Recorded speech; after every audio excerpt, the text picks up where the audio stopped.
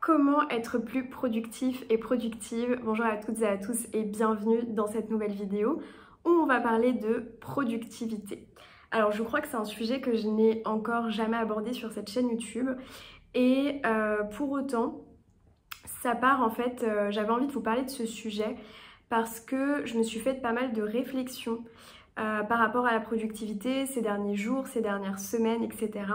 Et donc j'avais envie de vous partager ça. Alors c'est vrai qu'on est dans une société où il y a une vraie logique de productivité.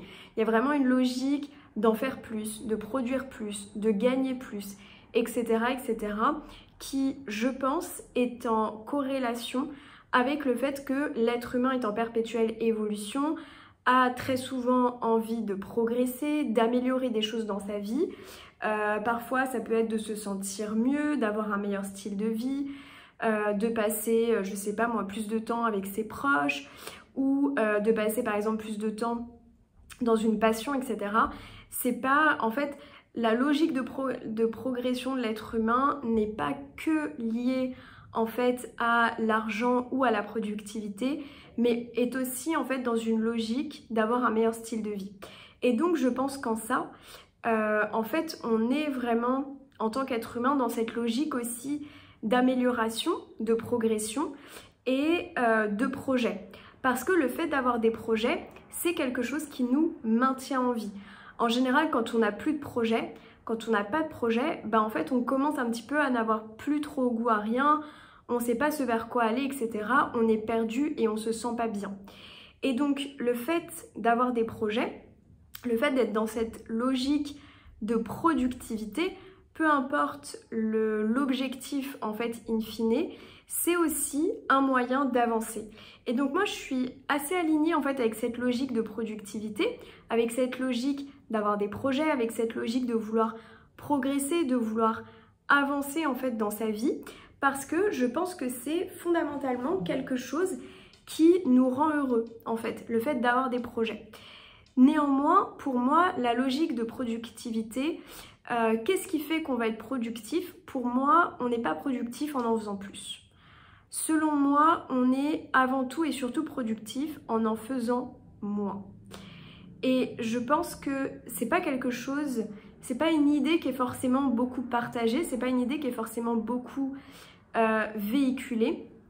Pour autant, aujourd'hui, c'est ma croyance, ça a été aussi rapporté dans certains livres, je pense notamment au livre The One Thing, qui est en fait un livre qui explique que il faut en fait essayer de se concentrer sur une chose à la fois.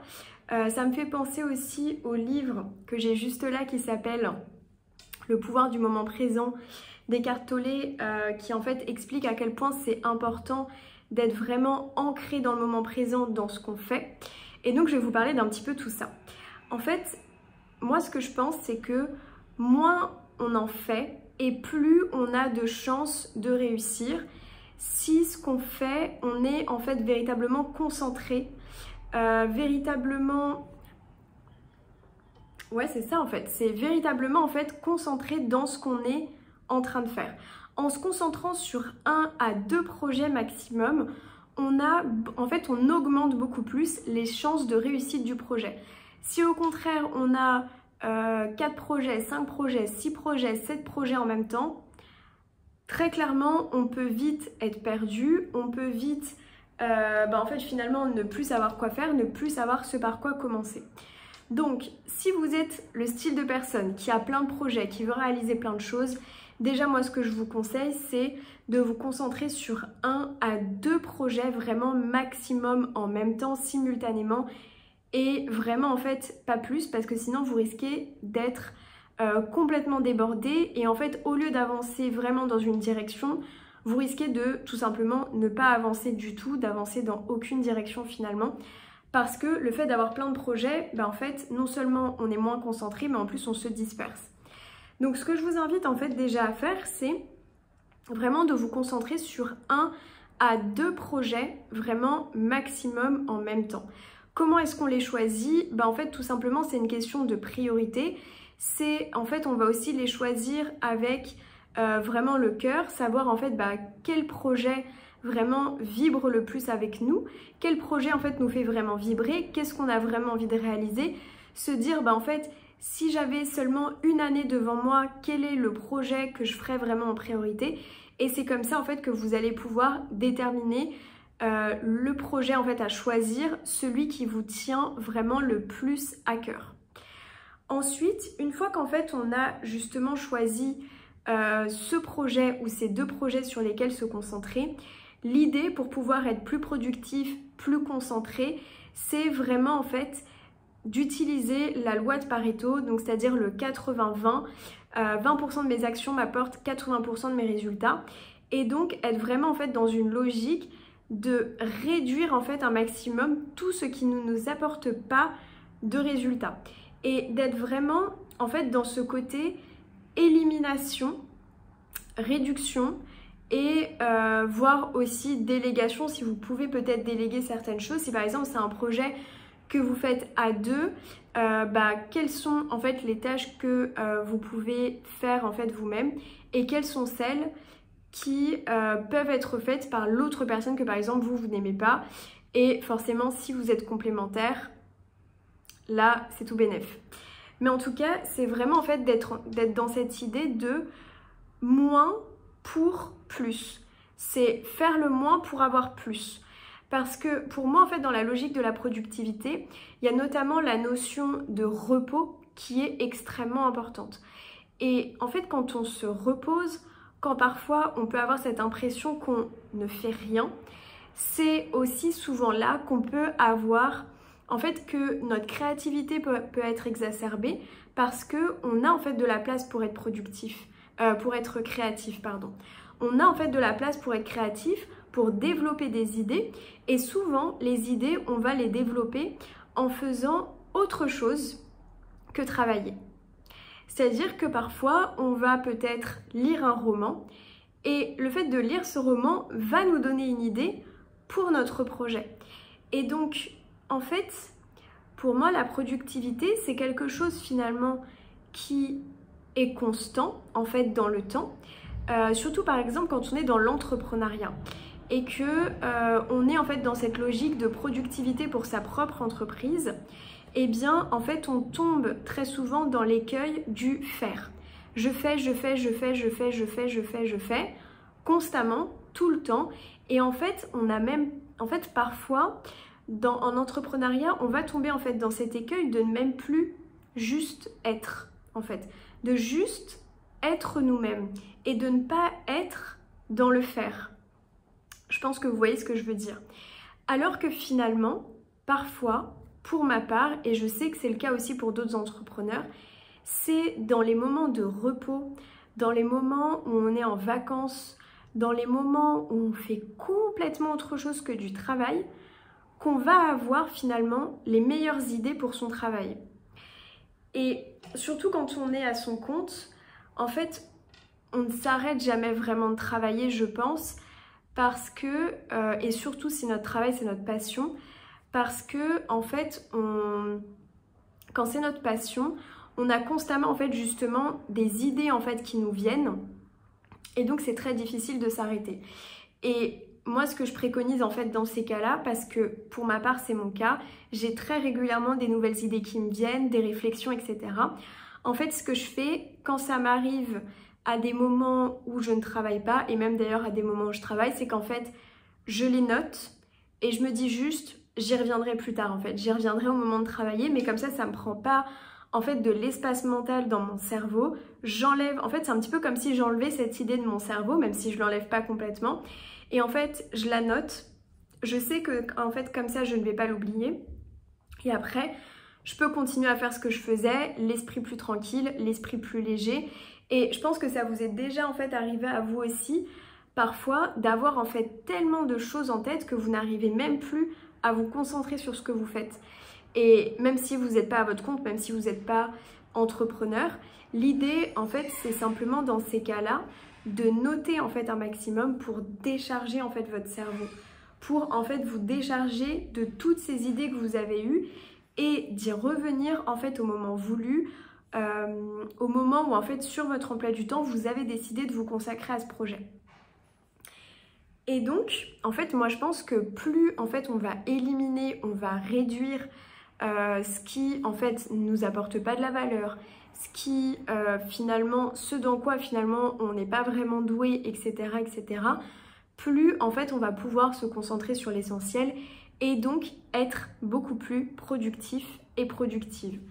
Le fait aussi de réduire en fait un maximum, ça réduit en fait aussi le stress. Parce que forcément, plus on est dispersé, plus on a de choses dans la tête, etc., plus en fait on est stressé. Plus on va en fait réduire, moins en fait, plus on va réduire toutes les tâches qu'on a à faire, plus en fait on diminue finalement le stress. Donc voilà, donc c'est en fait vraiment extrêmement important d'être dans cette logique, je pense que le moins égale le plus et le mieux aussi. Et en fait pour réussir à faire ça, je pense que il faut en fait réussir à détacher la motivation de la discipline et être davantage en fait dans la discipline que dans la motivation. Pourquoi? Parce qu'en fait la motivation, elle se base sur notre état émotionnel. La motivation, en fait, elle se base sur qu'est-ce que je ressens à l'instant T, comment je me sens, est-ce que je me sens motivée? Alors qu'en fait, la discipline ne prend pas en compte finalement notre état émotionnel, notre morale et notre humeur. Et donc, si vraiment en fait vous avez un projet en tête qui en fait véritablement vous tient à cœur et que vous avez envie de réaliser, je vous invite à être vraiment davantage dans cette idée de discipline que de vous dire que vous allez le faire à la motivation. Et en fait la discipline, en quoi ça consiste concrètement? Ça consiste déjà dans le fait de se fixer une deadline pour ses projets, pour ses tâches, et au-delà de la deadline, ça consiste en fait de manière on va dire très pratique à en fait fixer des moments dans son emploi du temps qui vont être réservés à la réalisation de ce projet, à la réalisation de ces tâches, avec un temps, on va dire, défini. Et en fait, c'est ça finalement la différence entre la motivation et la discipline, c'est que en fait, quand on est discipliné, notre humeur, notre état émotionnel ne rentre pas en compte dans la réalisation de ces projets. Et c'est ça en fait finalement la différence avec la motivation. Et la discipline, on va beaucoup la retrouver dans le travail, on va beaucoup la retrouver dans le sport, mais je vous invite en fait vraiment à la voir même aussi dans d'autres domaines de votre vie, pour vraiment des projets qui vous tiennent à cœur, d'avoir vraiment ce côté discipline, mais encore une fois, essayez en fait de ne pas excéder plus de 2 projets en fait simultanément, parce que sinon ça risque en fait d'être vraiment la dispersion. Et quand en fait on choisit un projet et qu'on fixe une deadline pour ce projet et qu'on fixe des tâches aussi pour ce projet, moi je vous invite en fait vraiment à, quand vous fixez en fait la deadline, à fixer en fait une deadline qui soit à la fois ambitieuse et en même temps réaliste. Pourquoi? Si c'est pas en fait ambitieux, ce serait pas en fait un projet pour vous. Et en fait, le fait qu'il y ait une deadline qui soit assez ambitieuse, ça va faire en sorte que vous allez vous mettre en action. Alors que si vous ne fixez pas de deadline, bon bah finalement vous vous dites j'ai toute la vie pour le faire, c'est pas grave en fait finalement. Et j'ai le temps et donc je m'y mets pas forcément. Alors qu'en fait une deadline qui est ambitieuse, elle va en fait vous pousser à passer à l'action. Et en même temps le fait que cette deadline soit réaliste, ça va pas avoir cet effet décourageant. Parce que si la deadline elle est trop ambitieuse mais qu'elle n'est pas réaliste, bah ça risque en fait d'avoir cet effet décourageant de toute façon j'y arriverai jamais. Donc il faut en fait essayer d'être dans l'équilibre, d'être en fait dans ce juste milieu, d'avoir en fait une deadline et un projet de manière globale, un objectif qui soit assez ambitieux pour vous motiver et en même temps réaliste pour justement ne pas vous démotiver. Vous voyez en fait un petit peu l'équilibre en fait entre les deux qui est vraiment important à trouver. Et au-delà de ça, moi je voulais aussi vous parler de la concentration parce que forcément le fait d'éliminer, on va dire, certaines tâches, etc., va faire que vous allez être plus concentré sur les tâches les plus importantes. Mais en fait, aujourd'hui, c'est vrai qu'en 2023, se concentrer sur quelque chose, c'est difficile, notamment parce que, en fait, on a cette habitude de consommer du contenu qui est très court avec les réseaux sociaux. Et aujourd'hui, c'est beaucoup plus difficile de se concentrer sur un contenu qui va être plus long, comme par exemple un livre, n'est-ce pas? Je pense qu'on est dans une société qui lit en fait de moins en moins. Moi, j'ai repris la lecture depuis assez peu de temps, mais j'ai eu en fait pas mal de mal à m'y remettre en fait à un moment donné, notamment parce que j'étais beaucoup dans le multitâche. C'est-à-dire qu'en fait, j'étais vraiment... en fait, je faisais plein de choses en même temps. Et je me suis rendu compte que, eh bien, ça ne m'aidait pas du tout, bien au contraire. C'est-à-dire qu'en fait, souvent, on a envie de gagner du temps. On se dit, il faut que je gagne du temps, il ne faut pas que je perde du temps, etc., etc. Mais en fait, le temps, quoi qu'on fasse, il passe. Les secondes passent, les minutes passent, les heures passent, les années passent. Et en fait, qu'on essaye de gagner ou pas du temps, dans tous les cas, le temps va passer. Et moi, j'ai vraiment eu cette impression là depuis quelques semaines de gagner du temps en arrêtant de faire plein de choses à la fois. En fait, le fait d'essayer de faire plein de choses en même temps, ça a vraiment eu une incidence sur mon cerveau. Comment dire et comment vous expliquer, où en fait j'étais constamment dispersée, où je me sentais pas bien et où j'avais en fait un petit peu comme une espèce de charge mentale constante. Et à partir du moment où j'ai arrêté vraiment d'essayer de faire plein de choses en même temps, c'est-à-dire, je sais pas moi, de me faire à manger pendant qu'en même temps je répondais à un message par exemple. Ça c'est un vrai exemple, c'est-à-dire on est là en fait, on prépare à manger et en même temps en fait j'écoutais des messages qu'on m'envoyait, donc des messages vocaux, et j'y répondais pendant que je faisais à manger. Et en fait je me suis vraiment rendu compte que ça me faisait sincèrement me sentir mal d'essayer de faire tout le temps comme ça plein de choses à la fois. Et depuis que j'ai arrêté et depuis que je me concentre vraiment sur une chose à la fois, c'est-à-dire quand je me fais à manger, je me fais à manger. Quand je mange, je mange. Quand je réponds à un message, je réponds à un message. Et j'ai limité aussi toutes les distractions, etc. J'ai limité aussi le temps que je passe en fait à répondre chaque jour à des messages qu'on m'envoie, etc., etc.